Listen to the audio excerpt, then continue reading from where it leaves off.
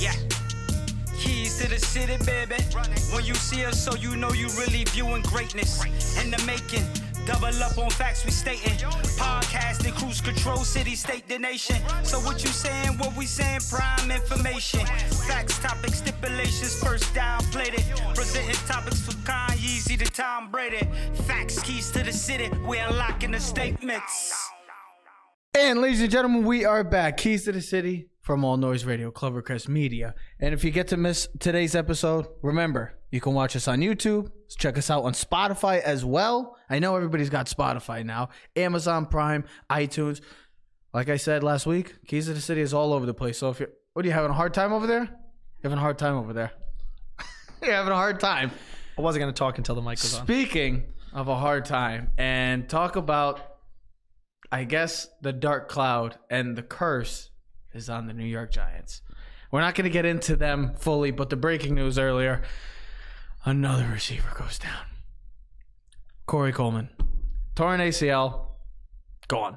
The Giants should just, I mean, they should have, remember the movie Invincible with Mark Wahlberg?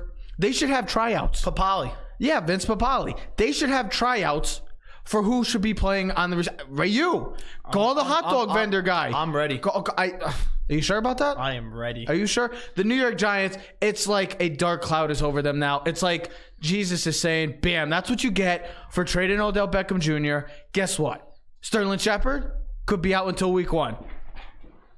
24 hours later, not even. Their number 3 receiver, Corey Coleman, is done for the year. Darius Slayton, the rookie Darius from Slayton Auburn, is also dealing with hamstring injuries. Wow. Talk about the dark cloud and the no luck. You know what a lot of people would say if they were listening to us right now? They'd be like, you're overreacting. We're not overreacting because our wide receiver depth, when we lost OBJ, dramatically decreased, okay? We didn't have a number 1 guy on our team. Yeah, we picked up Golden Tate, but we didn't have a number 1 guy. I look at Shepard and Golden Tate as number 2s. I had high expectations for Corey Coleman this year. I really did. Now, I didn't think he was going to be I thought he could have been. Yeah, but I thought he could have been a guy that the way he played down the stretch last year, he was a first-round draft pick out of Baylor for the Cleveland Browns. He was able to play special teams. He could kick return and punt return. Gave the Giants an ability that we haven't had in a while to return kicks and actually produce positive yards. God forbid we ever do. We return a kick. Last time I remember a kickoff being or a punt return ever was the Ron Dixon one. No, Dominic Hickson. Dominic Hickson, David Wilson, guys like that. But it's been so long. It's just the way that the Giants season could be moving forward. Daniel Jones is making great passes to the water coolers on the sidelines that people are already ripping them. Look, you know what? Whatever. It's training camp, but it's just unfortunate. Forget about all the missed throws and the interceptions. It's training camp. It happens. We're back. But we're back. Football is back, but it's not starting the way we wanted to for us Giant fans, as our number 1 receiver is out for a couple weeks and could be out until week 1. And then our number 3 receiver, number 4 receiver, whatever. One of those guys that are going to take that next step up with Beckham gone. His season is now done, and his tenure with the Giants could be sadly over with as well. Now, this is good for guys like Russell Shepard and guys that were possibly not going to make this roster. Now we're going to have a realistic chance to do something important. Now, like you said, Trevor, we're not going to just talk about the Giants. Say this, we're back, folks. Listen, this is what we live for. Football, no, we're always back. No, Keys to the City is always back. Some people get confused, but football, I know it's beautiful out. I know it's still 90 degrees, but football, ladies and gentlemen, is back. Teams are training camp. And guess what? This is for us. This is it. This is what we love, man. Listen, we love not football. Just us, man. It's been in our blood forever. We love football. It's our life. This is our sport. Well, we got fantasy football going to be coming up. That's another thing we'll have to talk about. I got my college football team, the Florida Gators, start training camp today, August 24th. They'll be playing against the Miami Hurricanes. Football's back, bro. I'm excited. There's so much things that are going on right now. You know, I mean, we were talking about it today in the storylines. You know, we're going to talk about a bunch of things today going through the divisions. I mean, what is there not to talk about with football? There's so much. Well, first of all, here's the thing. You got the rookie quarterbacks and the guys they got drafted this year. How Kyler Murray, how is he going to do? Daniel Jones, you know, those are the top quarterbacks that you see. What about Dwayne Haskins? Well, yes, Dwayne Haskins. You see the holdouts. The holdouts right now exactly. Are to be the big story. That's what it seems like to be the talk of the town of the state of the NFL world right now is the big name players. And we said it yesterday. It's not like these guys are mid-level players that are just trying to make the team. These are guys that are home run threats. Some of the best players. And all players that are on not just playoff teams, Super Bowl caliber teams, but Super Bowl aspirations. Teams that are right on the cusp of getting to a Super Bowl or even winning it. And some of their best players, if not their best players, are not coming to training camp or not showing up. What are you doing? Stretching, what the hell are you doing? Stretching, man. I'm doing practicing my swing. Gotta stay ready for Sunday. You know, Michael Thomas is out. Zeke is not reporting. Melvin Gordon is not reporting. Jadeveon Clowney. There's a bunch of other guys that are not going to be attending training camp.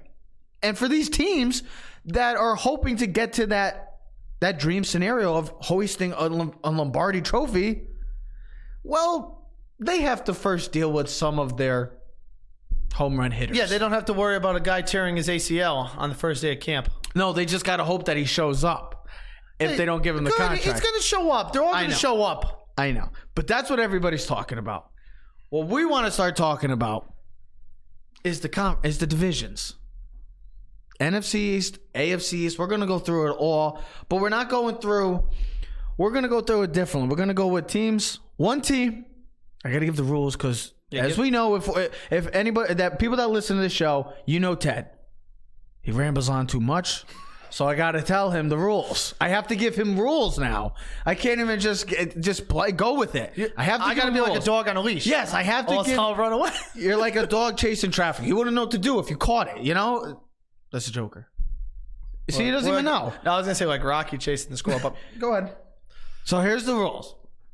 Let me know. So we're going to go through all the divisions, AFC and NFC. We'll close out with the East, the AFC and NFC East. I know we should start with it, but we're not. That's the most intriguing one to us.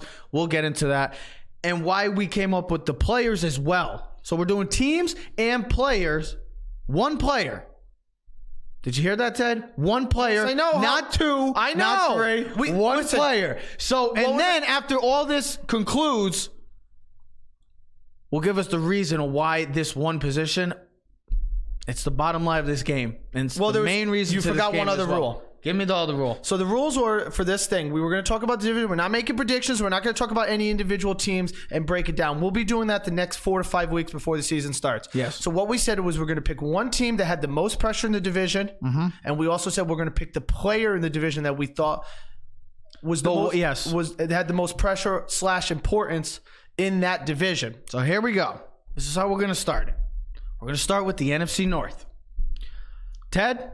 Yes, the NFC North. Right. The team that is facing the most pressure. Who is your team? Is the Green Bay Packers. And the reason why I chose the Green Bay Packers is this team is coming off a 6-9-1 season.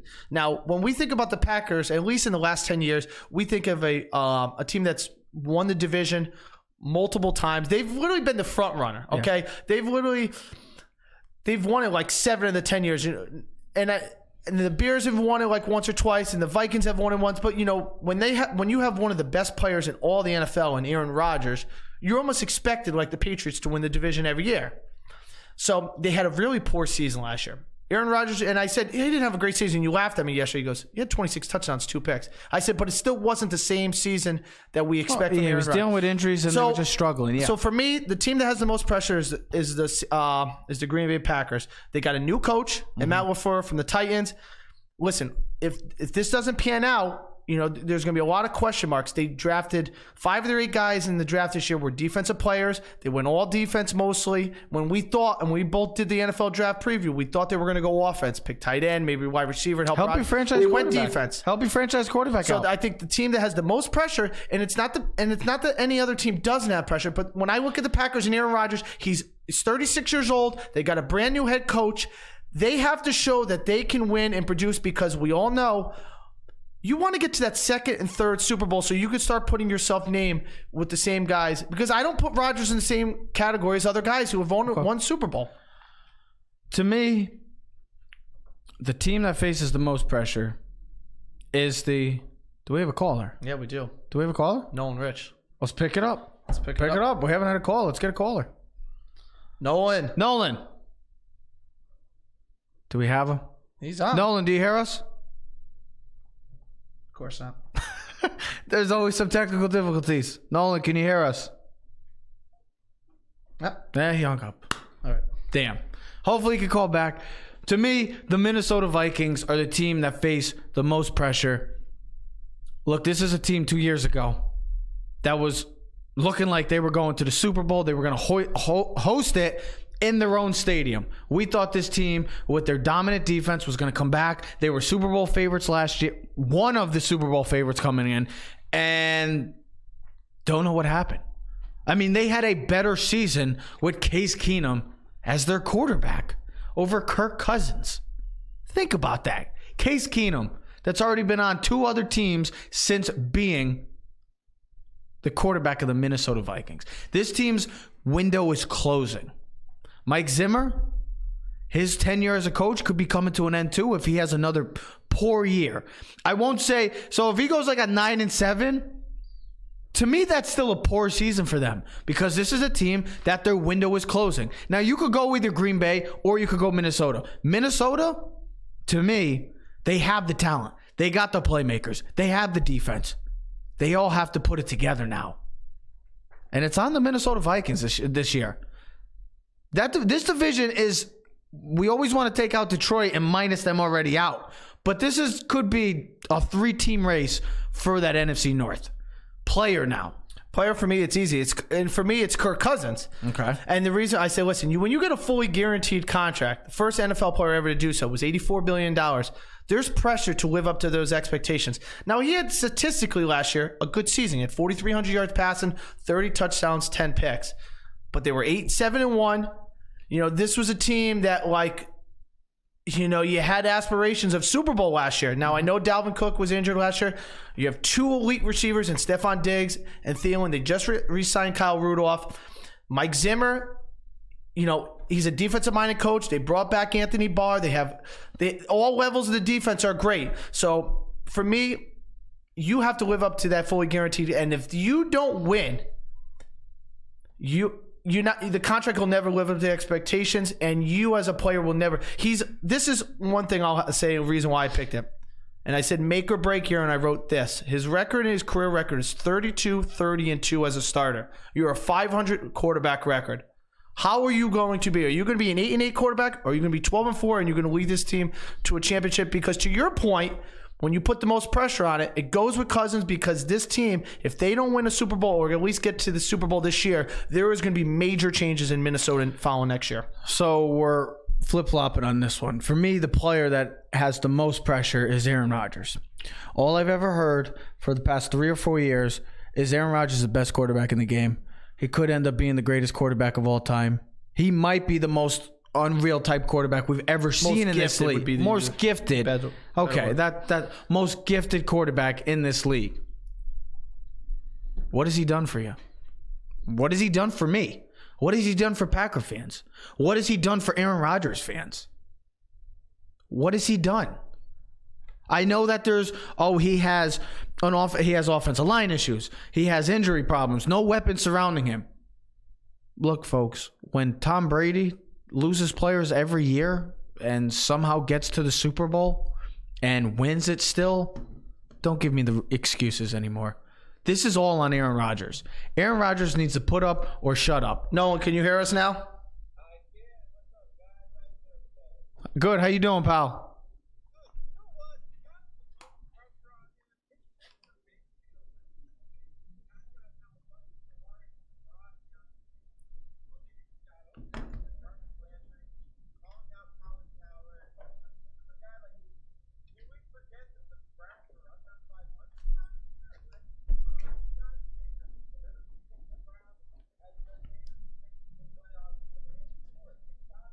May feel the most pressure on this year. Yeah, we were actually. I'm glad you said. It's funny you said that, because we were just going in to the AFC North. I was finishing up the NFC North, and I said Rodgers. All we ever hear about is the past couple of years that he's the greatest quarterback in this league right now. He could go down as one of the greatest. He's had excuses after excuses, but Brady continues to lose players and somehow gets to the Super Bowl, wins it or loses it. I don't want to hear any more excuses. It's time for put up or shut up for Aaron Rodgers. Oh, absolutely. I agree, you guys. And especially now, he's got a good defense. Yes, exactly. Gotta put up or shut up. Exactly. I know you got the new coach now, but now it's time for him to do Aaron Rodgers things. And if he can't get over the hump, no more. I'm done. I'm sick and tired of the people saying it that are, excuses after excuses. No more. And I'm glad you said the AFC North because we're going right over to the AFC North as well right now.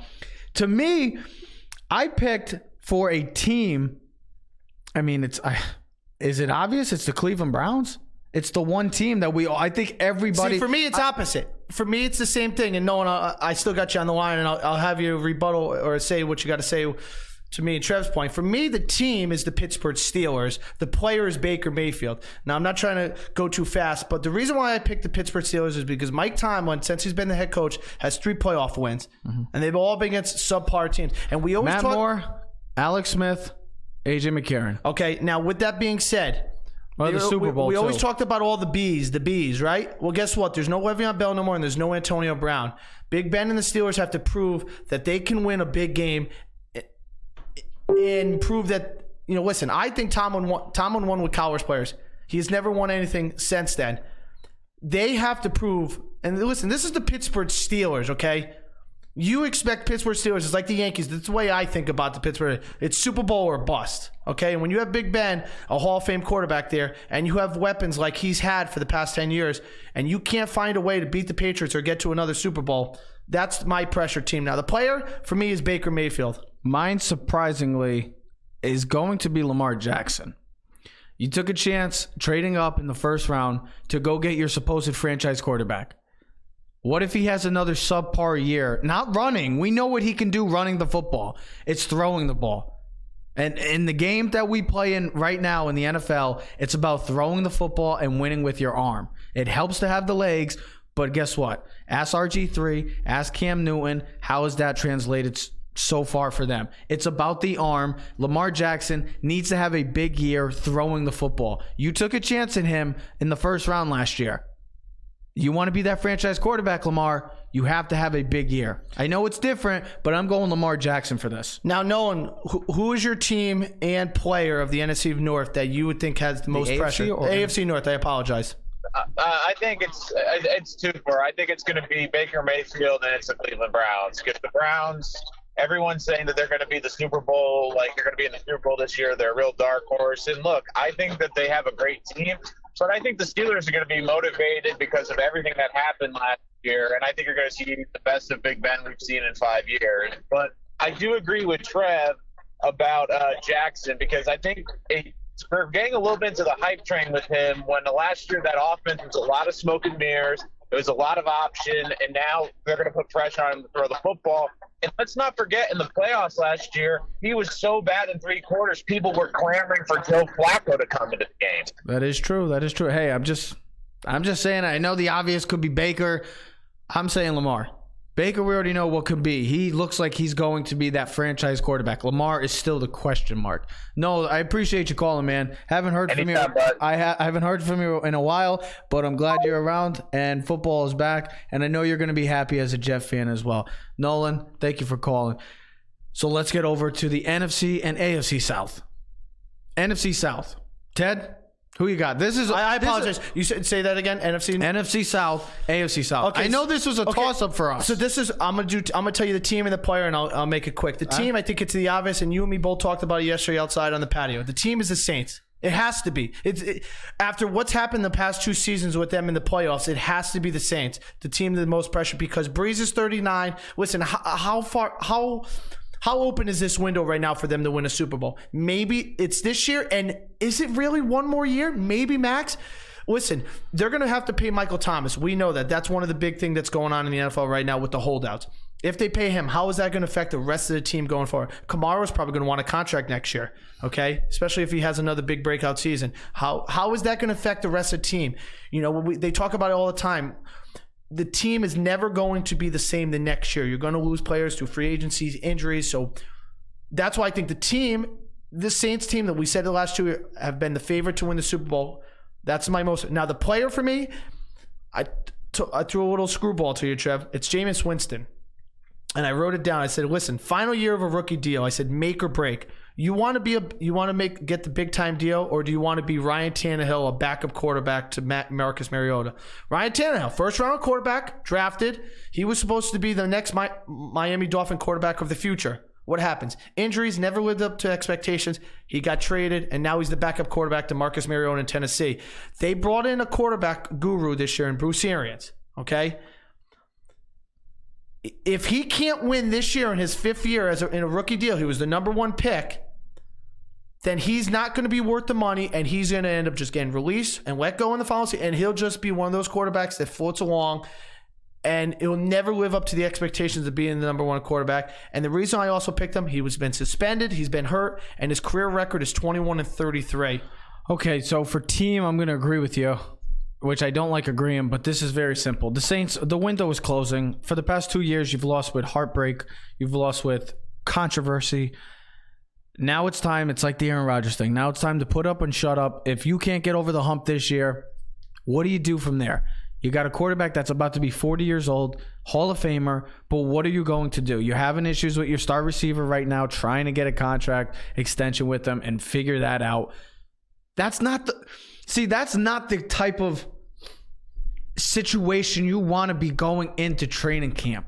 You want to have all your players there, especially your star players. The connection that Breeze and Michael Thomas have could be the best in the league. It might be the best quarterback receiver duo in the game.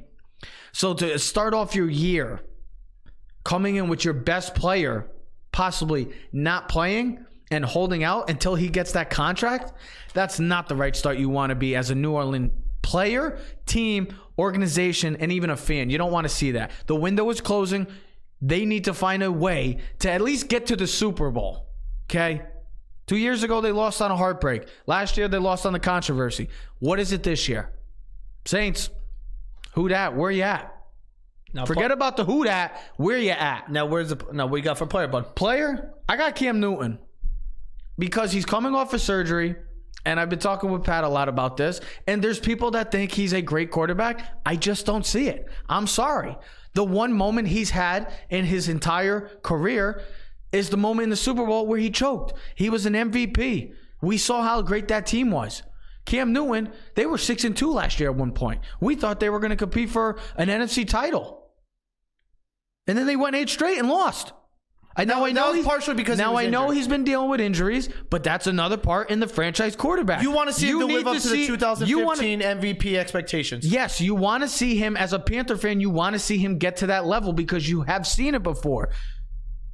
Cam Newton is very talented, but I'm not going to put him in my top 10 quarterbacks and say he's a great quarterback because he is not. He is too inconsistent, and each and every year it's the same narrative with him. Inconsistent. There's games that he's amazing, and there's games that he is, what the hell are you doing, Cam? I need to see more from Cam. He's coming off of a shoulder surgery. Let's see how that works. You got a great running back. Cam, it's on you now. The one time that you had your moment, you choked in the biggest game of your career. It's on Cam Newton. AFC. Oh, what's up? I was going to let you go lead with the AFC South. AFC South. Go ahead, bud. For team, if you don't know, I'll go. I mean, for team, I think we're going to be different on this one. I still think it's the Colts because for the past couple of years, last year, I'm going to go with the Texans. Yes, with that. Last year we thought this team they made the huge step up, go into a Super Bowl aspirations team to a team that was like in the bottom of the litter in the NFL to being a team that could have won a title.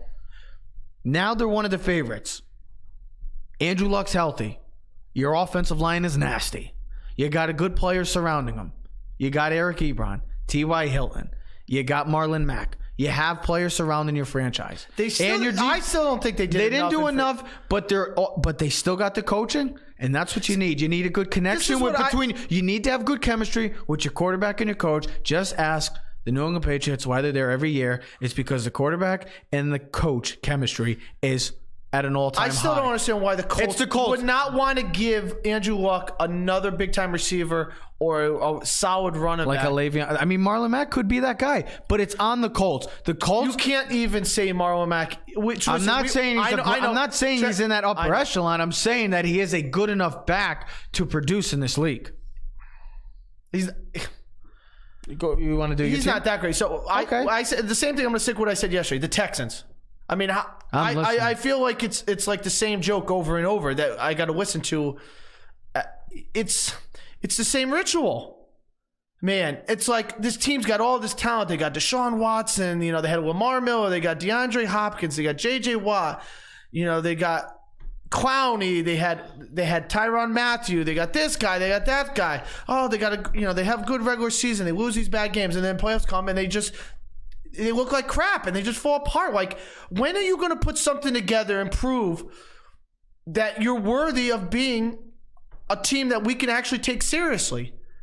I mean, really, this has got to be a make or break. And, and to your point yesterday, you said like Bill O'Brien and the Texans. Let's go. I mean, this doesn't have to be quarterback. This doesn't have to be player. This could be a coach who faces pressure. Now, it could be anybody. Now, for the player, and for me, and I'm going to use the same excuse. It's Marcus Mariota. I'm going to use the same ritual or thing that I said with Jameis Winston.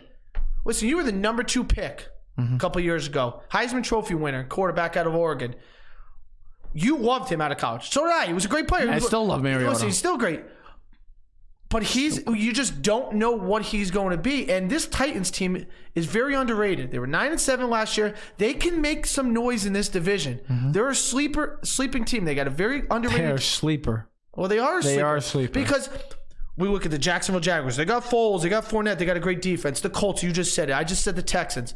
The Tennessee Titans could be a sleeper in the entire AFC. If Marcus Mariota can ever play up to the potential that we thought he would be with the number 2 pick. Okay. If he plays like crap, Tannehill will be the quarterback by the end of the season. Marcus Mariota will just be like, it'll be a fly by the seat. To me, it's the guy that just got paid big bucks. It's Nick Foles.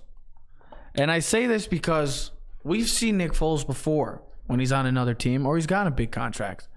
Goes to the Rams, goes to the Chiefs. Even when he played with the Eagles, he had that big year, and then the next year he was garbage.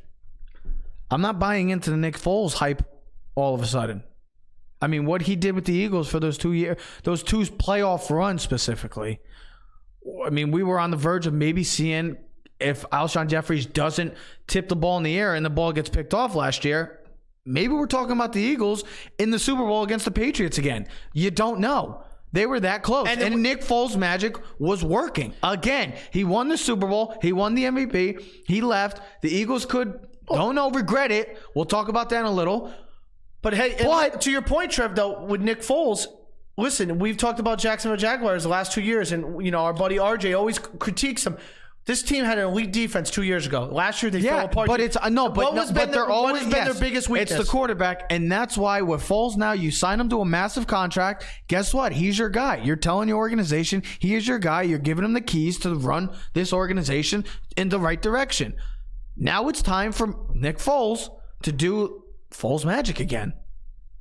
Jacksonville, there is pressure on you now. I know you were terrible last year, but the pressure is back on you. Nick Foles magic. Does he bring it to Jacksonville? Or does he keep it up in the East? Or does he keep it up north? 95 corridor up in Philly? Does he keep it up a little north, a little colder weather? Does he like the colder weather or the warmer weather? We'll see. I know Ted likes the warmer weather. So do you. I love the warm weather too. The hell are you For kidding? people that are just watching, we're talking about NFC, AFC, divisions, teams with the pressure, player as well. If you're joining us, thank you. You can listen to us as well at YouTube, Keys to the City, Spotify. Check us all out. Amazon Prime, iTunes. We're all over the place. So let's close out.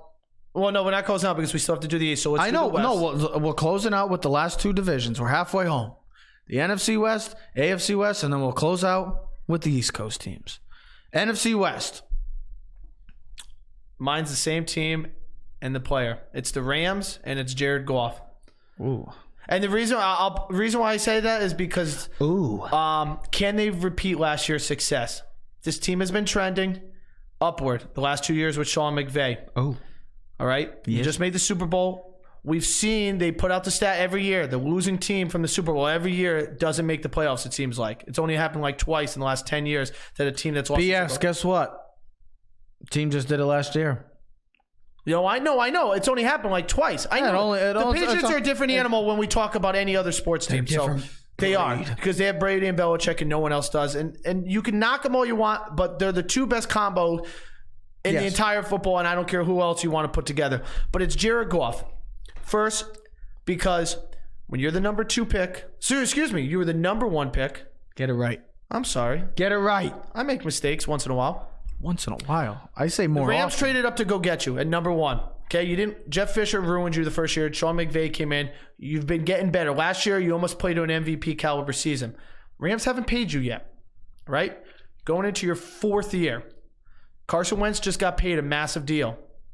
If you don't live up to expectations, I could see the Rams next year letting it ride through the 5th year, maybe franchising.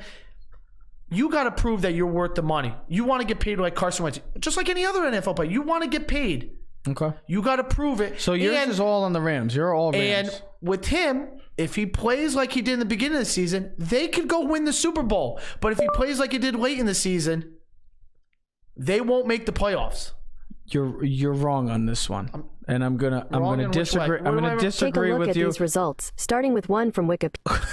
What are you doing, bro? I didn't even touch my phone. Google Play was Siri must be talking to me. She was talking about the LA Rams. The LA Rams. You're an LA Ram guy. I just think the Rams, when you buy into, when you bid all these players and you keep going all in, I think the pressure for them to win, because they're going into a new stadium. You're wrong. Okay, go ahead. Tell me why I'm wrong. Because there's a team out in LA already. It's San Fran, California. They're not in LA though. San Fran and LA. California. They're in California. They're in California. First of all, you're starting off on a wrong note. Okay? Well, I made a mistake. I made a mistake. See, we all make mistakes. We ain't perfect.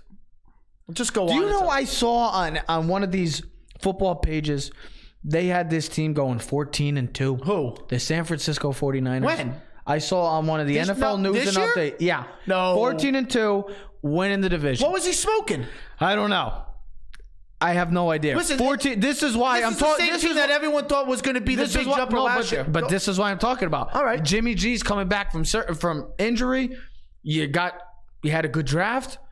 You got some more pieces around them. Tevin Coleman, you had. San Francisco. Well, you got Jerry McKinnon coming off an ACL injury. We'll see what happens. Tevin Coleman on a great deal. Like you picked the Rams, I'm picking the 49ers straight up with all of it. Players, Jimmy G, and Brian, and you want to see if he can live up to expectations with the contract, because he really hasn't done anything except for I want to see Kyle Shanahan as well. I mean, Kyle Shanahan, I love as a coach. The only reason why I chose, but I will take, because at least the Rams are going in the right direction. No, I know, but that's why I picked the Rams, because I don't look at the 49ers as a Super Bowl team. That's the only reason why I say that. They went to the playoffs. Then they went to the Super Bowl last year. They can only go up. No, the 49ers, they can only go down. You just made the Super Bowl. You can't go any higher. You can win the Super Bowl. That's the highest of highs. Yeah, but they made the Super Bowl. If they don't even what have the 49ers done since Alex Smith, Colin Kaepernick, Patrick Willis, Jim Harbaugh were all part of that nasty, cohesive unit? Eli Manning. Nothing. They've been a team that has struggled. Hasn't had the quarterback. They finally got it last year. Guess what? You got all the pieces now. You got the young, bright head coach. You got the supposed franchise quarterback. I ain't going to say franchise quarterback, because that is time will tell. Well, they got one more year on his deal. That is time will tell. They can get rid of that deal. 49ers, this is a team that everybody's high on this year. Like I've been saying, this is like my word of this entire segment, is put up or shut up now, because I'm sick and tired of hearing teams like the Packers and the 49ers, all these teams that, they have this and that. Well, guess what? Now you got all the pieces. Now you've been drafting a good defensive line as well. You've been high in the. They're all first-round draft picks. They're all first-round draft picks. They're all talented. They could be all Pro Bowl players. You just signed Quan Alexander. Your quarterback now, it's on Jimmy G. You paid him big bucks. Now it's time for you and that team to get over the hump. No more excuses. It's like repetition with these guys. All these teams, similar teams. It's like very similar. Here's the thing: when you have an A quarterback, when you have an A quarterback, you don't question other parts of the game. Okay, like when you have a Drew Brees and a Tom Brady but even the Saints, though, that's the thing. The Saints, even you can be like, okay, they have time to put up or go home. Well, it's not like they haven't put up. They just listen. Last year's when bad, you come into I know, but last year was a bad call, and that's not their fault. But when you come into the postseason each and every year, for the past 2 years, and are the prohibitive favorite, you have to at least get to a Super Bowl. You haven't done it. You've had the most talented team in the league. You also had home field advantage, and you blew it. Okay. So guess what? I'm sick of it. No excuses anymore. It's like the only team that doesn't is like the Patriots. That's why they're the Patriots. The AFC West, team and player. For me, it's like the Saints. It's the Los Angeles Chargers. I'm sorry. And Phillip Rivers. We're on the same boat on that one, bud. If you think of anybody else, look, Patrick Mahomes, if you expect him to throw for 50 touchdowns this year, if he does, God bless him, because that would be unreal. Unbelievable. But the Chiefs, a lot of people are high on them. This team, the Chargers. And I always say the Chargers because Phillip Rivers is still the quarterback. We've been talking about it for 16 years. Because he's the quarterback. He's been the quarterback, and he's going to always be compared to Eli and Big Ben. And you know what? I know that he might have better stats in the end with both of them. But if he doesn't have the Super Bowls, it's like Marino. It will be like Jim Kelly. It will be guys like that. All-time great quarterbacks that dominated the league. That stats were unbelievable. But guess what? Can never win that little hardware. And that's what it's the big hardware. But bro. Just the little piece of hardware, the little ring. Have you seen the size of the ring? You know what I mean? It's not a freaking rock, Ted. Have you seen the rocks? Ted, is it a boulder? You want me to say massive boulder? Big as your head. Okay. Whatever that means. But I got a big head. I know. I got a big head. Hey, but keep it PG here. But you will always be associated with those two guys. It doesn't matter how Eli's career is going to end. It doesn't matter how Big Ben's career is going to end. Those guys will always be in the record books for Super Bowl winning quarterbacks. And Eli Manning has 2 Super Bowl MVPs. So are you sticking with the quarterback as the most pressured player in that division? Yes. It's Phillip Rivers, and it's the Los Angeles Chargers. The window is closing, and this Melvin Gordon this is the exact same situation as the Saints, because your star player, your star running back, you don't want to be coming into the new season with an issue having one of your best playmakers, if not your best playmaker, holding out. For a team that has those aspirations of winning a Super Bowl, you don't want to start the season off on the wrong note. Now, they were 4-0 last year without him, but we both agree that if they're gonna if they're gonna get to the Super Bowl and win it, they need to have Melvin Gordon, and you can't start your season off with this because he's definitely gonna hold out for a while. I mean, that's the word on the street, and everything else on TV and everything else that you read on Twitter. You don't want to come into the season dealing with this sort of drama. And that's what they're dealing with, just like the Saints. So this window is closing. Like this, it's funny because these are the exact same teams.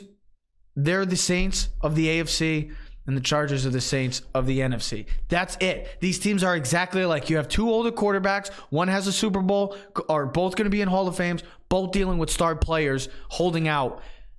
It's not the right situation they want to be dealing with. And it's not that Phil Rivers won't get in the Hall of Fame. He will. But it's only going to increase his stock. If that's the word that came to my head. You know, how is he going to be put? It's like the John Elway thing. John Elway was one of the greatest quarterbacks of all time, one of the most gifted quarterbacks. But we talked about the end of the career. Could John win the big one? Okay, and he finally did. And then it just put him in a different category. It puts you in a different category, bro. So I'm going to agree with you on the team.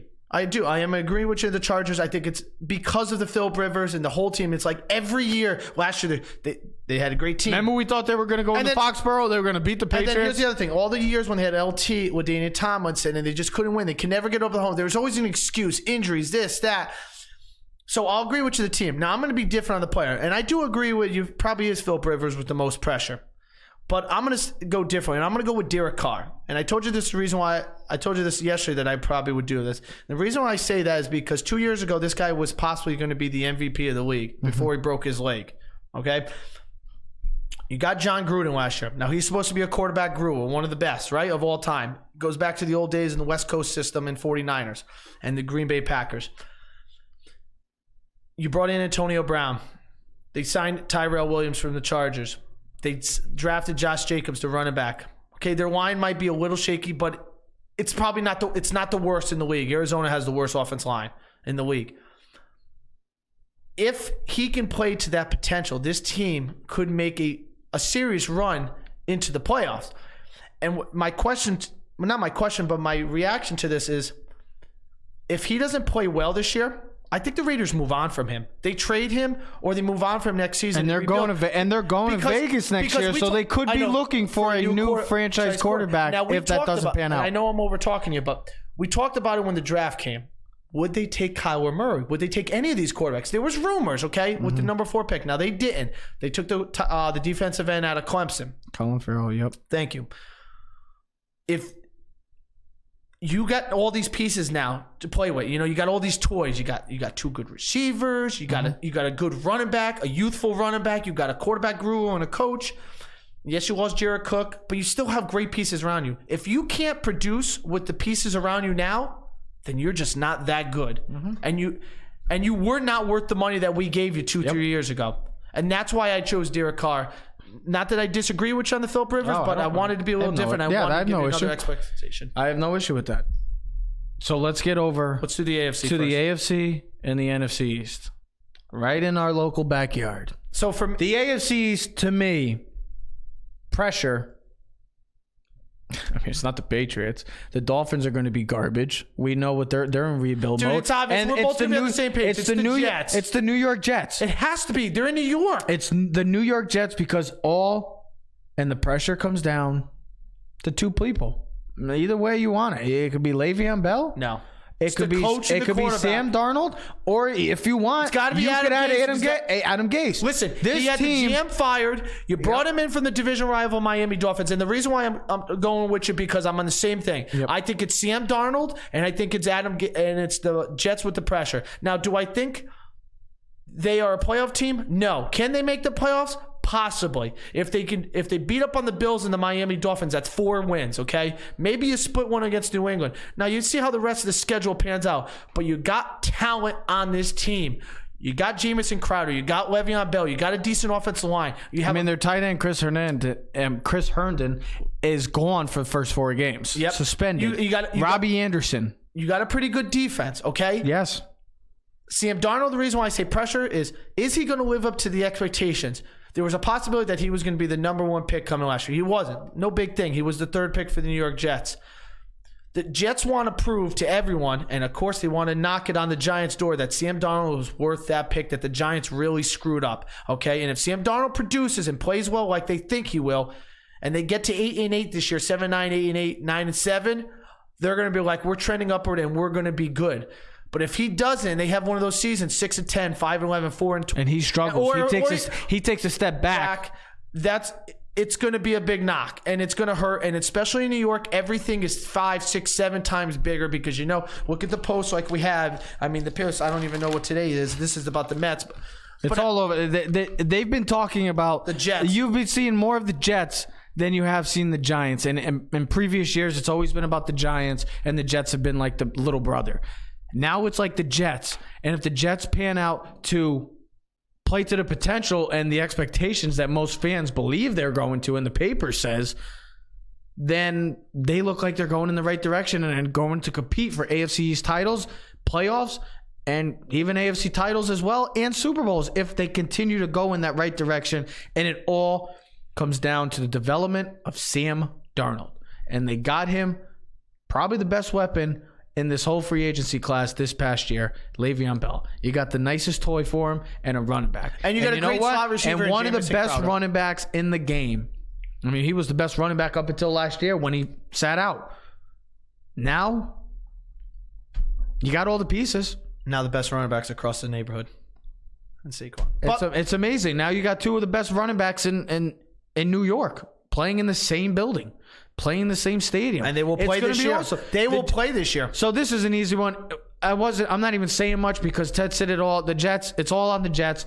We don't have to talk about the rest of this division. We know where the Bills are. Bills are 500. We know where the Dolphins are. They're in rebuild mode, and we know what the Patriots They'll be drafting a There's no quarterback. pressure with the Patriots, and anybody that thinks there's pressure on the Patriots, stop. Go watch the past 3 years in the NFL season and tell me who's been in the Super Bowl, won it, or has been in there. Okay? Doesn't matter. They've been in the Super Bowl 3 straight years. Who the hell cares? Exactly. You got no. But yet, Brady's still not the number one quarterback, and I don't know why some of these people are on TV when they still want to say Brady's top 3 or 4 or 5 Because quarterback. he can't throw the ball 100 yards. Okay, congratulations. No, I but know. he's the one on top of the mountain holding the trophy every year. So guess what? Oops, I guess that doesn't matter anymore. Anyways, we'll talk about that more down the road because football's just beginning. But now we conclude with the NFC East. And I know me and Ted have been debating this back and forth. I debated. There's two teams. I debated this with comes myself down last to night. 2 teams, and this comes down to 2 players for these 2 teams to be successful this year. And what do you think position it is? What's the obvious? We It's talked the about- obvious. It's always the quarterback. It's the quarterback. To me, it's Dak Prescott and the Dallas Cowboys. It's Dak Prescott and the Dallas Cowboys. It's Dak Prescott and the Dallas Cowboys. That's the pressure. Every year we talk about the Dallas Cowboys as this is the year. Every year I always bust my our neighbor's stones all the time. Yeah, this is gonna be the year. It's like, Russ. and he's gonna be like, yeah, watch NFC champs. I'm gonna be like, okay. See, that's what it is every year with the Dallas Cowboys. NFC champs. And once again, they're sitting home after the first weekend or in the divisional round. Never even to the NFC title game. This comes down to Dak Prescott. This is it. Did you choose the same team? Huh? Same team? Oh, yeah. It's Dak and Dallas. Pressure on Dallas, pressure on Dak. The reason I say Dak over Wentz, it's very simple. Wentz has the contract. The Eagles gave him the contract. They got rid of Foles. If they did not believe Wentz was the franchise quarterback, they would have kept Foles. But they let Foles go for nothing, signed Wentz to the long-term contract, and said, guess what? You're our guy. Dallas, I don't see no breaking news. I don't see any news out of there other than their star running back is holding out. Dak Prescott faces all the pressure because if he can't get the job done, he ain't getting no new contract. He ain't getting no $30 million contract that he's hoping or even more. He ain't getting it. That's what you do. Wentz has it. It's in his pocket. He's set. He's the Eagles quarterback. Now I know he can deal with the injuries, and that could set the Eagles franchise back a long time. But Dak doesn't have the contract, and that's what Dak wants. He does not have the term franchise quarterback. Maybe Wentz does not yet either as well. He's on the verge. So is Dak maybe. But they don't have the franchise quarterback. But the only reason why I'm saying Dak Prescott is because Wentz signed the contract, and you don't see Dak signing no contract anytime soon. Well, there's pressure when you get signed. So, but there is pressure, of course, 100%. So I'm glad you saved me last because you know I talk the most, and I literally No, not you. I literally pondered this last night. And I'm like, I know it's just a dumb question that we're talking about on a radio show. Like, you can't really go wrong. Just make your point and shut up. So I'm like, all right, Dak or Wentz, Dak and Wentz, and I'm like, so who's got more pressure? And this is what I wrote. I said, I trust Wentz. I don't trust Dak. I said, Wentz is more an important player to his team than Dak. Now, that's not the question we asked. We said who has the most pressure. The answer to my question is it's Dak Prescott has got the most pressure. What team did you say? See, now I'm gonna agree with you. It's Dallas, and I'll explain why I chose Dak and not Wentz. Now, I wanted to choose. So you're agreeing with me on the Dak and Dallas? Yes, Okay. but I didn't want to because when I feel like Well, you didn't have to. No, I know because when here's the thing: when you get signed to the deal you did in Carson Wentz, and you've been hurt the last 2 seasons in a row, you haven't even finished the regular season in Carson Wentz. There's pressure, like you just said before. The reason why you could have chose Wentz is because there's no Nick Foles backup quarterback no more, okay? This team right now is one of the favorites to win the Super Bowl. Now, I know the Cowboys are up there, but more so the Eagles. They got a great defense. Carson Wentz has weapons all across the board, okay? Mm-hmm. They've got Deshaun Jackson back. They drafted Miles Sanders. They got Jordan Howard. They got 2 great tight ends. They got a great offensive line. Everything is there for them to be successful. Mm-hmm. But Wentz is more important for them to be successful. But Dak has more pressure, and this is what I wrote. I said it's because it's the Cowboys, and they haven't won a Super Bowl. The Eagles won the Super Bowl 2 years ago. Now, I know Wentz did not win it, but it kind of covers the basis for a couple I don't think it covers Wentz. Well, I said it does. I don't think it does in the sense because it wasn't Plus, him. it's also the Dallas Cowboys. And as we know, they're the most valuable franchise in all sports across the It just happened. Across It the just entire most world. valuable sport team He wants franchise. to get paid, okay? Yeah. Dallas wants to not pay him what he thinks he's worth. If Dak lives up to what he thinks he's worth, he should get $30 million. Dallas That's doesn't. what I'm saying. Dallas doesn't think he's worth 30. Dak does. That's why Now, I'm this saying. is what I Yeah, wrote. exactly. Dak has had a 32-16 career record so far. Hasn't missed a game since he played. Okay? So you could say, well, Carson Wentz missed games, so why wouldn't he have more pressure to prove that he could stay healthy? Wentz 2 years ago was an MVP player before he tore his ACL against the Rams. Dak has never been looked at that same level. Even though Carson Wentz missed games last year, he still had a higher QBR overall than Dak Prescott. Though Dak had a better completion percentage. I also wrote this. Must win for the Cowboys, must win a Super Bowl. He's asked to do less, right? And that's Dak I'm talking about. He's asked to do less. And that's why I say there's more pressure. Because when it comes down to it, and we're not talking about regular season game 1 or 12 or 16, we're talking about wild card division thing. He's got to be the reason why they win. See, if you ask me who the most important player on the Dallas Cowboys is, it's the guy who didn't show up today for training camp. That's number 21 in the backfield. Everything runs with him. He's the head train. He's the main guy, okay? Everyone else follows behind him. He's a conductor. Yes, sir. He's the conductor, bro. Conductor. He's the one that gets the train. It's not Dak Prescott. The conductor for the Philadelphia Eagles is Wentz. But that's why Dak has to prove. Dak has to prove he's the conductor because he wants to get paid. And if you want to be elite and you want to prove that you're worth the money, it has to be the quarterback that leads you to victory. I agree with you on the factor that it is the Dallas Cowboys. It is the brand. They haven't been to an NFC title game in over 20-something years now. Haven't won a Super Bowl in 20-something years now.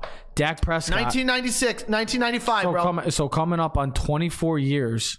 We're going to be 25. They beat the Pittsburgh Steelers when they beat But that's Neil what I'm trying to O'Donnell. say. I agree with you on that. And the factor that they haven't won anything, and it's because of the brand. It's like the Yankees, it's like the Lakers, it's the brand name of the Dallas Cowboys. And can I make my last point why I also chose Dak, and it just popped in my head, is because Dak wants to get paid. Zeke wants to get paid. Amari Cooper wants to get paid. Jalen Smith wants to get paid. Byron Jones wants to get paid. You're not going to be able to pay all these guys what they think they're worth. So if Dak Prescott does not, and we're talking about the season, does not win the Super Bowl, the Dallas Cowboys this year, and then does end up getting paid, this Dallas Cowboys team will be drastically different next year because you're not going to be able to pay these guys. And that's why. And your offensive linemen that have been successful the last 3 or 4 years are going to be that much older, and there's always a chance for injury. And that's why the pressure is on Dak more than Wentz because of one simple factor. Wentz already put his name on the dotted line. Dak has. You don't have no dotted line with Dak Prescott's signature on it yet, do you? Dallas fans, as a Dallas fan, you got to hope that Dak is your guy because, boy, oh boy, if Dak isn't your guy and they somehow falter, they got to go back to the drawing boards. At least Philly knows what they have now. They gave everything they had to Carson Wentz. Dak is still waiting for that big, massive contract. For anybody that's watching, did anybody really get the whole narrative of this? If you got the whole players thing? Well, every player. I saw some of the comments, like some of the guys did. Steve and a bunch of other guys. I think at first people, when I saw no one right, the Browns have the most pressure. He was right, but we were talking divisions. Every player that we said was quarterback, and it's very simple, ladies and gentlemen. This is a quarterback-driven league. You are either going to win and be successful, or you're going to lose and struggle if you don't have the right quarterback under center. And that's why for all the teams we just said, every team was a quarterback. There was not one other player that we talked. Maybe one name we mentioned was maybe Le'Veon Bell. But you could put any other player. But this is a quarterback-driven league, and it's all about the quarterback position. We're making changes to the game to help the quarterback, to help this a more offensive game, more passing game. And guess what? It comes back to the quarterback, and that's why this whole narrative that we just came up with for all the teams and the players comes down to the quarterback. Well, and Pat Clapp commented on the thing. He said Dak is well worth the money, but he's not a top 10 quarterback. Now I agree. Do you Pat. think he's? Now, hold on, Pat. Pat. But he goes. Do you think he's Probably worth not, $30 but million? You don't need a top 10 quarterback to contend or even win a Super Bowl. That is true. Now, that is true, but you also think about the Look teams. how talented Dallas is, though. Look how talented that team was. They have probably... There's probably 3 or 4 teams that are maybe more talented than Dallas from top to bottom. Offense, defense, and even special teams. And it's probably, there's 3 or 4 teams, maybe even less. The way I would look at it is it's the Saints, it's the Chargers, it's the Dallas Cowboys, and the Philadelphia Eagles. It's probably the 4 most talented teams in the league. Pat, would you pay him $30 million? If you're still watching, would you pay him the $30 million, though? Or even more? That's what I'm trying to say. You can pay him, but I'm not paying him $30 million. That's my whole take. And that's my point. And that's why he faces the most pressure, because he hasn't had a contract yet. Wentz does. He's fine. Dak still needs to prove it to Jerry Jones, the Jones family, that he can be that guy going forward. Ladies and gentlemen, we're going to take a break. When we come back, usually we have our guy Joe Aguiar, but he's a little quiet right now. I don't know where he is. He went MIA because of last night. Like the Yankees. He's like the Yankees after last night, but Joe's been so confident about this pitching staff, and he's not here. We'll talk. He has no backup to talk about it. We got to talk about it. Yankees get smacked last night. What do they do with the pitching staff? Keys to the City from All Noise Radio. We'll be right back, folks. Clovercrest Media Group presents a CMG podcast. Normal guys, they can't do things that we can do. We love football. Football's in our blood. Football's in our life. Yeah, we got to build a tradition. Were you not listening to me? Do you not? I'm never listening to you, bro. We're not just a podcast. We're trying to help people out and do better things for the community as well. Very simple. Go do your job and get the job done. A guy that he swung out and struck out 150 times head. Stop swinging at the slider 5 feet up. His stance is like this. There's no other show like that. Two brothers, Keys to the City. What better name? And ladies and gentlemen, we are back. Clovercrest Media presents Keys to the City from All Noise Radio. Guess what? Right before, hey, excuse me. Hey, Joe. I have to ask. Don't even go in your door. Come here. He's lucky we waited for him. Yeah, I mean, think I about really this. wanted to be done by now. Yeah, we wanted to close up the show, and now Joe's coming in. No, see, we need Joe to get in here now because we just told everybody that Joe Aguiar went MIA after the blunder that last night in that pitching And staff. here's the thing, that he's trusting. I wanted to start the show with the Yankees and Joe Aguiar because I wanted to get fired up. I wanted to start yelling at each other. We're already fired up. What, the football didn't fire you up? No, we did. And it was, No. So Joe, get your rear end over here because we got you got some explaining to do. Anyways, he'll be over. It was only a bad week in his words. Yeah, in his words, it's a bad week. Watch, he's gonna be like, you're like the rest of the Yankee fans. I can't wait till Pat and Chris come out. Chris, you know, our buddy Chris. Oh, Chris. He goes, how did our Yankees do? I know. How's that 10? There he comes. Look, he's got a fresh haircut. Maybe that's why he was late. Did you have to get a haircut? Did you have to? Yeah, there's why he's late. So we just told everybody that you went MIA. I was watching. You went MIA because you went silent because that pitching staff that we've been talking about and you've been talking about and so highly on hasn't looked good this past week. And last night, your boy Tanaka, what the hell happened? Couple thoughts. Number one. I have some stats. How does the hair for you. look? I went Keys style. I honestly Are you trying to go like this style? Yeah. No, he's not growing that. He's not growing that weave out. But no, honestly, coming here. It looks. All good. you got to do is just get the little pimple So right there. Yeah. So I love this guy. we were going to talk about this and get into it. And you said last week or last night it was just a bad week. Do you really think it's just a bad week? The week before, when these guys won 5 in a row, they pitched to a 2.60 ERA. The starting rotation. This was a terrible week. Masahiro Tanaka cannot face the Red Sox again this season. I hope they don't play him in the postseason. It's just the rotation. Okay, so here's the thing. I hope they don't play in the postseason. I'm not going to go. Because that might be an automatic loss. Now, Shades, now we've talked about this multiple times, and this is Joe's guy that he wants to start game 1. And it could Not be in Boston. Now, and here's the thing. It also could be against the Red Sox because they might be the wild card team because I can see Yankees will be home. Yankees will be home. Now, I'll get my couple stats out of the way, and then we'll get really into it. So this is just on Tanaka. In July, this is just July, 21 and 2/3 innings, 23 earned runs. His ERA is 9.55 ERA. Against the Red Sox, 18 runs in 4 innings against the Red Sox. Is that good? Now, now listen. That's really bad. And a lot of that's kind of skewed because he gave up 12 runs last night, which was the second worst by any Yankee pitcher of all time since 1923. And I forget the guy's name. I have to look at the Twitter thing that I posted. But what also kills me, it's not just him. The Yankee starters this week have allowed 40 runs over the last 5 games.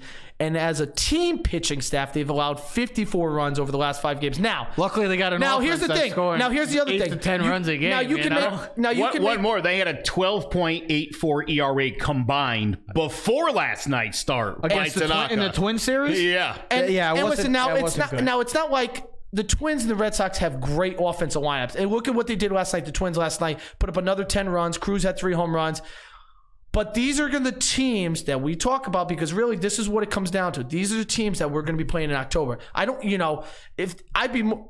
That's why I'm more worried now because it's the teams we're going to be playing in October. If it was Kansas City or someone else, I'm like, we're not playing. They're 6-2 against the Red Sox. No, I know, and they've dominated Tampa. 4 out of 6 against Minnesota. They've matched up with everybody this season.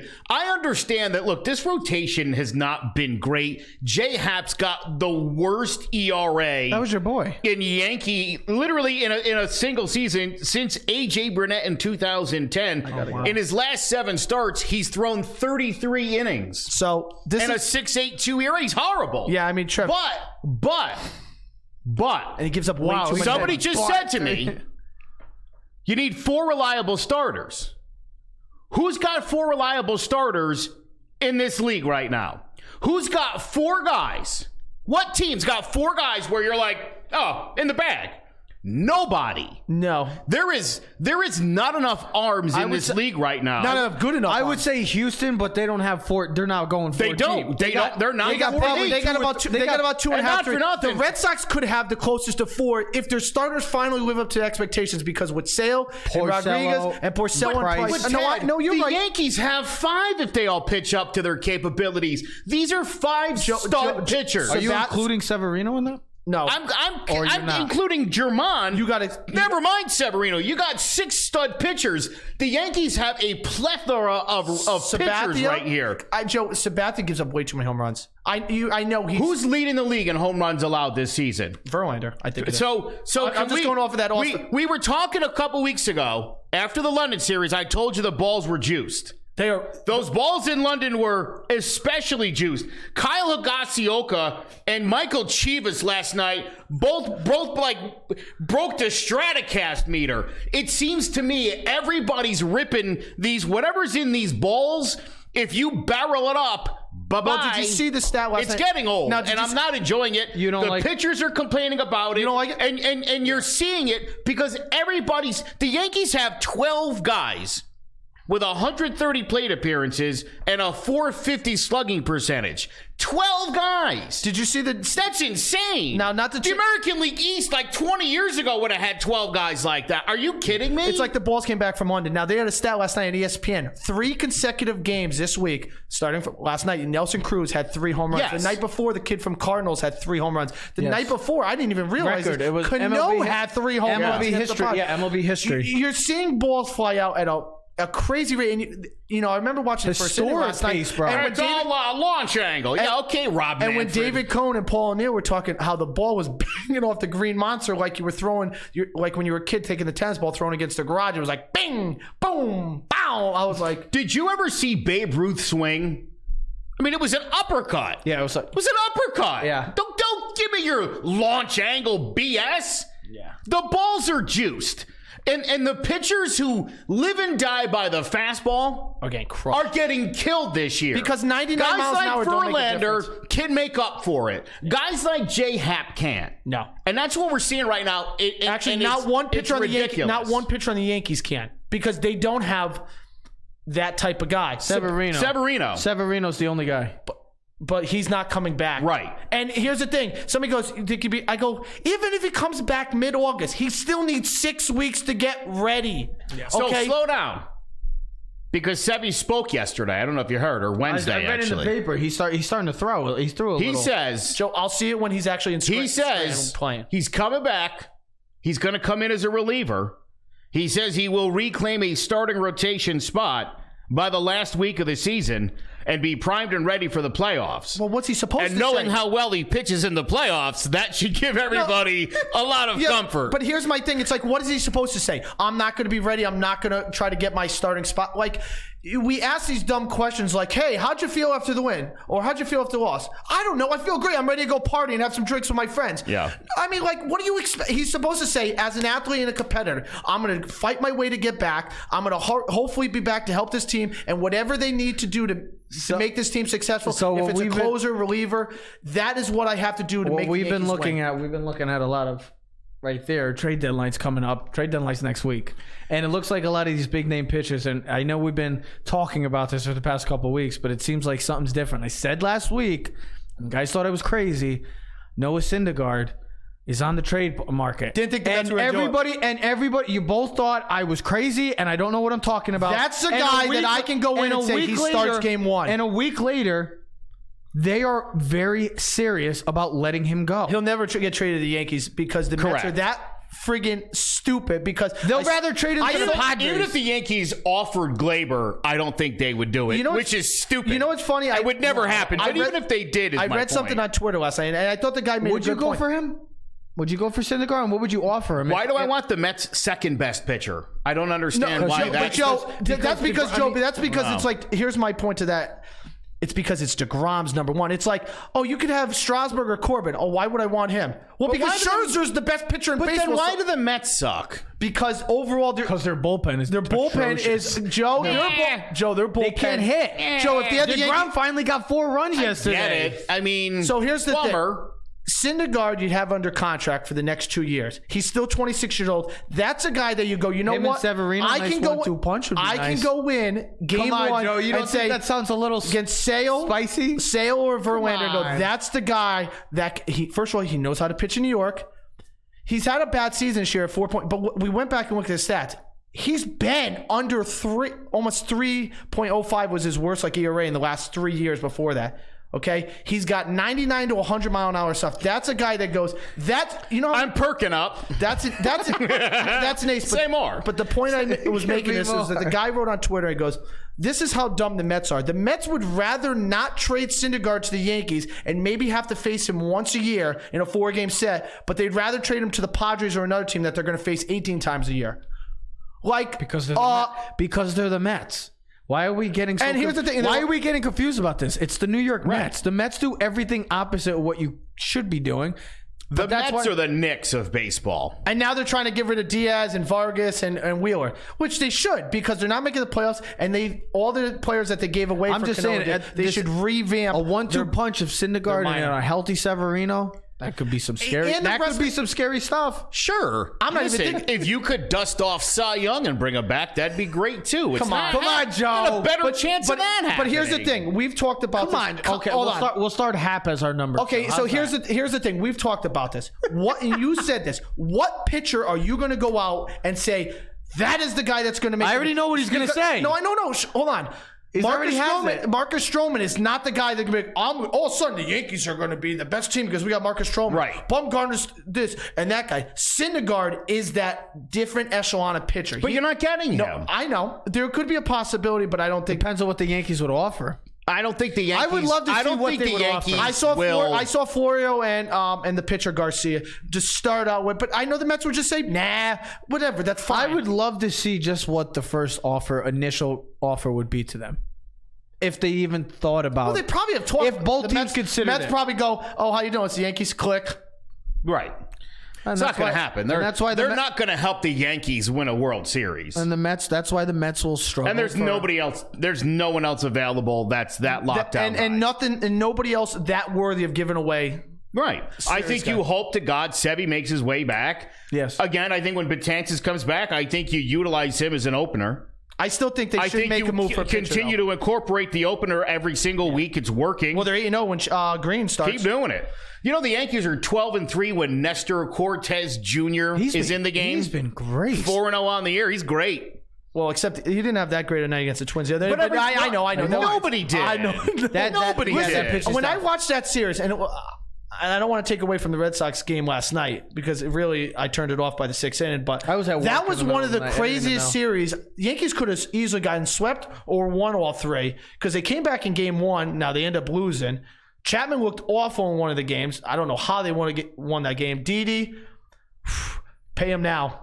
Lock him up. Lock him up. Can we keep Taubman? I mean, he's been great. All right, so He's been great. I had an argument with an idiot yesterday, just an absolute idiot. Tell the story. Who suggested that when Stanton comes back, there's no way you could sit Tauchman. It's you got to go with the hot hand. Here's the thing. So is that like Romine has a hot thing and we don't bring back Gary Sanchez? But here's the thing. This is crazy talk. The best Mike T in baseball since May the 5th is not Mike Trout. It's Mike Tauchman. Yeah, he's been great. And he's got 7 Which is outfield scary, assists, and he's only played in like half the game. Listen to this. Because Mike Trout has been absurd. He's hitting, going into last night, .516 in the month of July with 11 RBI in 11 games, a .397 batting average, and a .472 OBP since May the 5th. That's the highest in both categories in all of baseball. He's been great. He's hitting .448 off lefties. And it's 13 for 29. It's not like it's He had the key walk the other night for sample Hicks. size. He had the key walk for Hicks to have the 2-run shot. He's been great, but he's been unbelievable. Giancarlo Stanton is a tremendously better player than Mike Tauchman. It's not even close. Right? Just go with me for a minute, boys. I can't believe this has to be said to grown men. But that's not how it works. See, normally Mike Tauchman hits a $180. And you're struggling, you bring in a Cameron Maybin, he hits 220, hits a home run, then he gets hurt. These guys outperform. This was amazing. But that's what these guys are. They're role players. We found out last year Austin Romine is not an everyday catcher because... That's what one of my questions was, and I'm glad you said that. And I said, no, but you're 100% right. I get fired up. And Trev, you're right because it's comical because it's like the backup quarterback. He has 2 good starts, and next, you know what? Yeah, he should be the starter. Wait, Peyton Manning's coming back around. We shouldn't start him. No, I know. So because that one time, Nick Foles, that one time, yeah, relax. I'm glad that you said all of that stuff because one of my questions: why is this team so special? And I saw you just posted something, your article about the quest for 28, and how does it separate them from everybody else? What makes them so special, this team? This team's clutch. This team is clutch. They are fighters, They've got a team batting average right now, .299 with runners in scoring position. As a team, you know Glaber and LeMahieu and Urshela have off-the-chart numbers. Yeah. As a team, .299. That is the highest ever single season for the Yankees. It was done by the 1998 team. They hit .299 with runners in scoring position. And this team has the second best record in 100 games since the 98, which won I think they had 72 wins. We're at 66 or 64 somewhere. Yeah. Go ahead. 33 comeback wins. The Yankees are 22-18 when the other team scores first. Yeah. I mean, we'll spot you a lead. No other team. We spotted you an 8-2 lead, and that game was probably one of the best games I've seen in a long time. Sorry. No other team has a 500 record when giving up a run first in their games. This team is resilient. The depth on this team is insane. Look, Gary Sanchez can go out on the IL for a week. You're going to be fine because Romine and Aguiar are going to do fine. You got Voit, you got LeMahieu, you got Edwin Encarnacion at first DH. I mean, there's so much depth right now. It's almost ridiculous. So you can't stop this team. Again, it's another guy every night stepping up. You look at what LeMahieu and Tauchman did against Colorado, what Hicks and Didi did against the Twins. I mean, these guys are great. And this has been huge, but nobody's gone, other than Gary Sanchez, who I believe was hurt, no one's really gone through a sustained slump. Yeah. You haven't seen it from anybody all year. Even when Hicks was struggling, we talked about this, he missed spring training. He needed to get his legs under him. Wait till he gets 100 at-bats. Ever since we said that, even Encarnacion, ever since we said that stuff, those guys are starting to heat up. And I'm glad you brought up that, Joe, because I was going to go to the point is Sanchez, Joe, going on the DL, I actually think it's a good thing. And most people are like, well, why would you? I just think, first of all, I think there's something wrong with the thumb. You could tell he's slumping. I think, first of all, you're lucky he didn't get hurt the first time he run the bag because he did the same thing the first time running down the line. Yep. And I couldn't understand what the hell he was doing. But I think right now for the Yankees, listen, they always talk about the dog days of August. He's going to be able to go back right now, recoup, relax, get the legs back under you, get the hamstring, get the groin, get the thumb all rested. That's fine. It's almost like for me, I look at it as a bye week. Let him get 2 or 3 weeks off. I don't care because this team is still going to make the playoffs and still going to win the division. But I need him healthy and ready to rock and roll in September and October. By giving him 2 or 3 weeks off, this could give him rest. And it might also give him the ability to go back and work on his hitting, which has been struggling mightily since the All-Star break. That is true. Yes. And Gardner, and here's the other thing. And Gardner as well. Just add to the list. Gardner became the 23rd Yankee this season to go on the IL. That's 3 more than all last season. And we talked about it anyways. Go ahead. Which is unbelievable. And what their record is, and 23 players on the IL this year is amazing. And it's not like it's like bad. It's not like it's mid-level players. It's almost like every major guy has been on. It's some of the big names of their team, the biggest names of the team. Don't forget the month of August belongs to Gary Sanchez. But that's why I'm saying I think it's best that he's rested. Let him be healthy and let him do what he does. I got 2 more questions for you. What do you expect from the Yankees tonight and the rest of the series coming back from the shellacking of last night?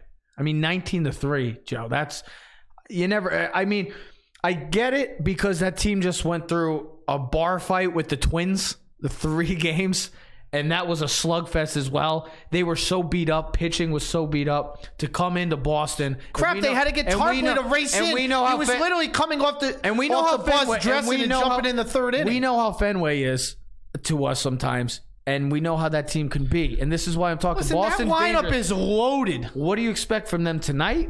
And what do you expect for the next 2 nights as well? Look, no one's freaking out over one game. Again, 19. Oh, we had Red Sox fans breaking our stones after 19 runs earned you 1 win. And 1 game in the standings. So Congratulations. You're still 10 and if back. we split the series, you don't gain no ground. Correct. You're still 10 back. You know, this is bigger for Boston than it is for the Yankees. You think so? I do because look, it's funny you say that. The only reason they need to win a lot of games, and the Yankees need to lose a lot of games just for them to make up ground. See, they were saying yesterday. I think it's important for the Yankees on the Yes Network, on ESPN. You know what they were all talking about? If the Yankees sweep the Red Sox, that's what they were talking about. The Yankees sweeping the Red Sox. That the Yankees would do what the Red Sox did to the Yankees last year. Now the Yankees still made the playoffs, but could really just knock them out. Like, see you later, sweep them 4 games, and then the Red Sox confidence builder. But don't forget, if they beat the Sox 3 out of 4, that's a huge booster for them. I know they're great. Don't forget, after the series, you got 2 with the Diamondbacks, and you got Boston at home for 4 more. So again, Yankees could get swept. You go and you take care of business. Arizona, you go home and you slap them around. 14-0-1 of the last 15 series at home, dating back to April 16th against Boston. They have not lost a series at home since April 6th. Are you kidding me? So this team needs to win the division. They need to have the best record of baseball because they need to be at Yankee Stadium. I'm not worried about if the Yankees get swept. I think that's not the end of the world. I think it'll matter how they respond to it. I think it's how they get swept, though, Joe. It's a difference. Like, if they get beat up, but the pitching's been bad. They're not going to get swept. The pitching's been bad all week. Nobody was shocked by what happened. The Red Sox clearly have Tanaka's number. They've seen him so many times over the years now. But if they got beat down like this whole series, let's just say it's like one of those beat. I don't think it's going to happen, but sure. I don't think so either, but this Red Sox team is rocking right now. But I think people forget and it's 10 games back. The Yankees. I know, but guess what? You don't want to play this team in the playoffs. I said that. That was the team. I want to knock them so far out of the playoffs that I don't have to even worry about them in the wild card, that it's the A's and the Rays or Cleveland. That was the one team that I don't want to play in the playoffs. I think I'd rather play Houston than Boston, because there is a thing. We talk about it in sports, rivalries. The team could be 0-10. The other team could be 10-0. It's familiarity. Yes. It's the reason why they light up Tanaka. It's the reason they... think about who got to Mariano Rivera more than anybody. Manny and Ortiz. I mean, they got him all the time. And everyone else. Bill Miller. Yep. Kevin Millar. Veritek, they all had his number from time to time. When you see the same guy that many times, I think Tanaka's seen the Red Sox too many times. I think it's time to pull the plug on that. I don't expect the rest of the series to be the disaster it was last night, although, again, with juiced baseballs, I don't know. Last question. Trade deadline next week. Who will be a New York Yankee? I think Marcus Stroman will be. I don't have a problem with it. I'm not clamoring for the guy. I know he put something up on Twitter about being savage. I kind of dug that a little bit. He's had a pretty good year. The record obviously doesn't look good, but the ERA has been great. Is he a lockdown guy? No. Can he give you 6 or 7 innings, 2 runs or less? Will I take that at this point? Probably. If it's going to cost anything major, then forget about it. But I think the Yankees get it done, and I don't think it's going to cost them who you think it's going to. Blank will be on the Yankees next week. I just think it's the same thing. I think it's Stroman. Because the way I look at it is Bumgarner's not going nowhere. Cleveland's not going to trade Bauer, I don't think. They're too close to the playoff race. I don't think they I wouldn't be shocked if they grabbed a reliever as well. Somebody of the left-handed persuasion. Here's the other thing they also said is they might do a package deal where it would be Ken Giles, the reliever from Toronto, with Stroman. And then the Yankees would give up like a bunch of prospects. Yeah. Now, I think if that deal goes down, I think Devi Garcia and Fourier are going to probably be the 1-2 at everyone's asking price, because this market is not even close to a buyer's market. This is all sellers. If you're a seller, you can get a ransom for anyone that's even good this year. That's why the Mets, if they were smart, they would trade the guys we talked about, Syndergaard and Vargas and Wheeler, and really just load up their bottom. I'm gonna go bold. I said it last week. I think Syndergaard will be a New York Yankee. I'd love to see it, but I will buy you the biggest chicken cutlet grinder you've ever seen in your life. I'd like to see. Hold on. I'm so glad you said that, because are you getting a little nervous now with Gary going to the IL and only at 24 home runs? The bet is 35 home runs, correct?